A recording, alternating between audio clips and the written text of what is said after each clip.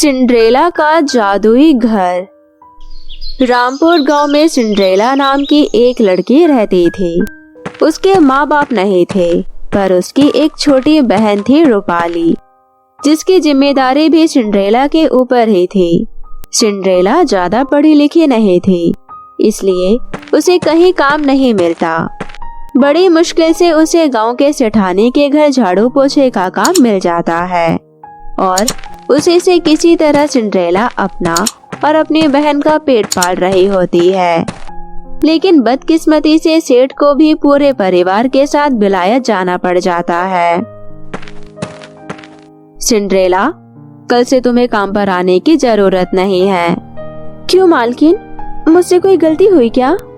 नहीं सिंड्रेला, तुम्हारे साहब की वलायत में नौकरी लग गई है और हम सभी अब विलायत जा रहे हैं।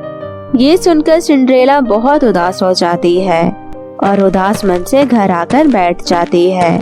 सिंड्रेला को उदास देखकर उसकी छोटी बहन रूपाली बोलती है, क्या हुआ दीदी, आप इतनी उदास क्यों हैं? दीदी, आपने कहा था इस बार आपको जब सैलरी मिलेगी तो आप मुझे डॉल दिलाओगी। लगता है आप डॉल लाना भूल गई हैं, इसलिए उदास हो ना? हाँ छोटी, मुझे माफ कर दो, मैं तुम्हारे लिए गुड़िया लेकर नहीं आई। कोई बात नहीं दीदी, आप दुखी मत हो, आप कल डॉल ला देना, मैं एक दिन और इंतजार कर लूंगी। सिंड्रेला को समझ नहीं आता कि आखिर अब उसे काम कहाँ मिलेगा। इतनी मुश्किल से तो उसे सेठानी के घर काम मिला था। अगले दिन सिंड्रेला काम की तलाश में निकल जाती है।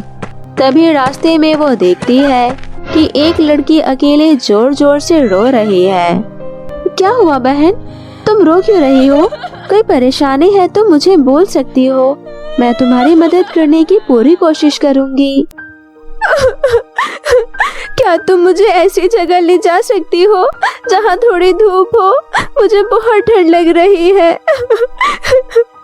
हाँ क्यों नहीं, चलो मेरे साथ। सिंड्रेला उसे सहारा देकर एक बगीचे में ले जाती है जहाँ पर धूप ही धूप थी। धूप मिलते ही वो लड़की एक बहुत ही खूबसूरत परी में बदल जाती है। क्या आप तो एक परी है? हाँ, मैं हूँ खुशी परी।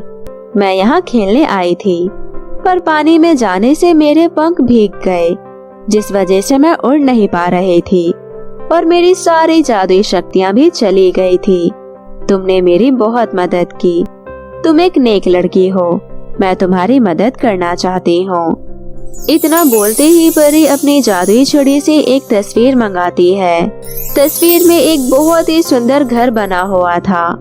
परी सिंड्रेला को तस्वीर देते हुए बोलती है, सिंड्रेला, इस तस्वीर को तुम अपने घर की दीवार पर लगा देना।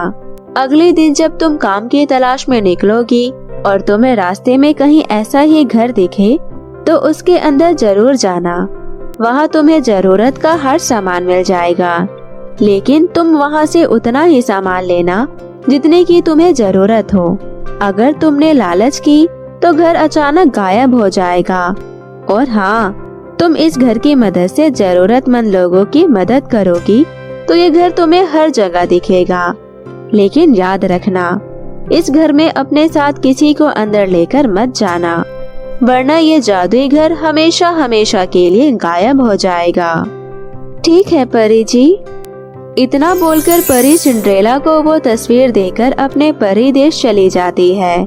सिंड्रेला भी तस्वीर को लेकर खुशी खुशी अपने घर आ जाती है और उस तस्वीर को घर के दीवार पर टांग देती है और दूसरे दिन काम की तलाश में निकल जाती है।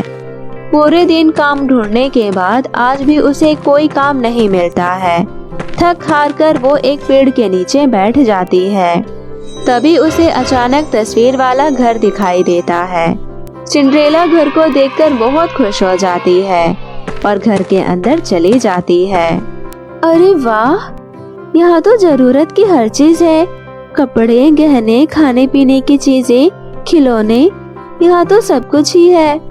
पर कोई बात नहीं, मुझे तो बस अपनी बहन के लिए कुछ खिलौने और अपने लिए थोड़े खाने का सामान ही चाहिए। सिंड्रेला अपने घर की जरूरत का थोड़ा थोड़ा सामान ले लेती है और अपने घर की ओर चल देती है। घर आकर सिंड्रेला रूपाली को खिलौने देती है। दीदी, ये खिलौने तो बहुत ही अच्छे हैं। दीदी, आप बहुत अच्छी हो। आई लव यू दीदी। खिलौने पाकर रूपाली बहुत खुश होती है। तो ऐसे ही एक दिन सिंड्रेला के पड़ोस में रहने वाली शांति चाची की अचानक तबीयत खराब हो जाती है। दवा की दुकान नजदीक में न होने की वजह से सिंड्रेला सोचती है, अगर मेरे पास उस घर का पता होता तो मैं जल्दी से काकी के लिए वहाँ से दवाई लाकर दे देती, जिससे काकी जल्दी ठीक हो जाती। सिंड्रेला के ऐसा सोचते ही अचानक से वो जादुई घर उसके सामने दिखाई देने लगता है और वो दौड़कर घर के अंदर जाती है और काकी के लिए दवाई लेकर वापस आ जाती है। इसी तरह सिंड्रेला उस दिन के बाद से गांव के सभी जरूरतमंद लोगों की मदद करने लगती है। उसे जब भी कोई मुसीबत में दिखता वो उसके लिए उस जादुई घर से सामान लाकर दे देती। इधर सिंड्रेला को लोगों की इस तरह मदद करते देख उसकी सहेली सोनिया सोचती है कि सिंड्रेला तो काम भी नहीं करती है, फिर ये लोगों की इतनी मदद कैसे कर रही है। आखिर इसके पास इतने पैसे और सामान कहाँ से आ गए, मुझे पता करना पड़ेगा। ये सोचकर सोनिया उसका पीछा करती है। उसका पीछा करते करते सोनिया देखती है कि सिंड्रेला एक घर के अंदर जाती है और वहाँ से बहुत सारी चीजें लेकर बाहर आती है। अच्छा, तो ये बात है, सिंड्रेला ये सब चीजें यहाँ से लेकर आती है। अगले दिन, आज आने दो इस सिंड्रेला की बच्ची को, मैं भी उसके पीछे उस घर के अंदर जाकर देखूं तो आखिर ऐसा क्या चीज है उस घर के अंदर। अगले दिन सोनिया चुपके से सिंड्रेला का पीछा करते हुए जादुई घर के अंदर घुस जाती है। घर के अंदर जरूरत की इतनी सारी चीजों को देखकर सोनिया बहुत खुश हो जाती है। इधर इन सब चीजों से बेखबर सिंड्रेला जैसे ही घर से अपने जरूरत की चीजों को उठाती है, उसके हाथ लगाते ही चीजें गायब होने लगती है। आखिर ये क्या हो रहा है, ये चीजें अचानक कैसे गायब हो रही है। सिंड्रेला समझ जाती है कि उसके साथ कोई दूसरा भी जादुई घर में घुस आया है। वो जैसे ही पीछे पलटती है तो पीछे उसकी सहेली सोनिया खड़ी थी। और ये क्या, अचानक से वो जादुई घर पूरी तरह से गायब हो गया और दोनों एक खुले मैदान में खड़े हुए मिलते हैं। सोनिया, तुम अंदर कैसी आई? आने से पहले एक बार मुझसे पूछ लेती, तुम्हें कुछ चाहिए था तो मुझसे मांग लेती। इस तरह पीछे पीछे घर के अंदर आने की क्या जरूरत थी। अब तुम्हारी वजह से जादुई घर गायब हो गया ना, अब मैं लोगों की मदद कैसे करूँगी। लेकिन ये घर गायब क्यों हो गया? ये एक जादुई घर था जिसमें सिर्फ मैं ही जा सकती थी और मैं ही उसके अंदर से जरूरत का सामान ला सकती थी। पर तुमने ये क्या कर दिया सोनिया, तुम्हारी वजह से जादुई घर गायब हो गया। मुझे माफ कर दो मेरी बहन, मुझे ये बात नहीं पता थी कि मेरे घर के अंदर आने से घर गायब हो जाएगा। घर के गायब हो जाने से सिंड्रेला बहुत परेशान हो जाती है और वो मन ही मन भगवान से प्रार्थना करने लगती है। तभी वो परी आसमान से उतरकर एक बार फिर आती है और सिंड्रेला से कहती है, सिंड्रेला, मैं तुम्हारे काम से बहुत खुश थी, पर तुम्हारे इस दोस्त के आने से ये जादुई घर गायब हो गया। पर कोई बात नहीं सिंड्रेला, अब तुम्हें इस घर की कोई जरूरत नहीं है। तुम अब इतनी संपन्न और मेहनती हो चुकी हो और तुम्हारे अंदर इतनी दया की भावना भर चुकी है कि अब तुम्हें कहीं भी कोई भी बड़ी आसानी से काम दे देगा। आखिर तुमने इतनी लोगों की मदद जो की है।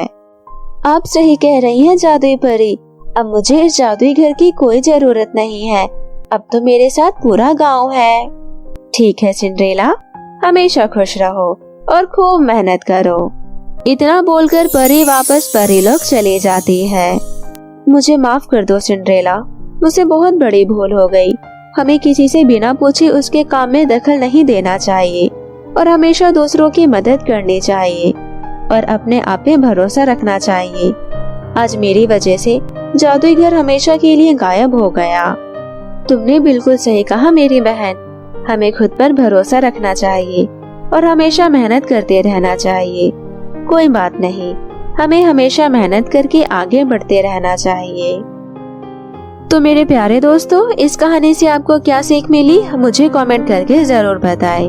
और हाँ दोस्तों, अगर आपको कहानी अच्छी लगी हो तो अपने दोस्तों के साथ भी शेयर करें।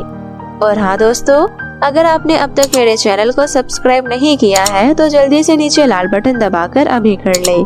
तो मिलती हूँ आप सभी से फिर किसी नई कहानी के साथ। तब तक के लिए आप अपना ध्यान रखें। बाय बाय दोस्तों।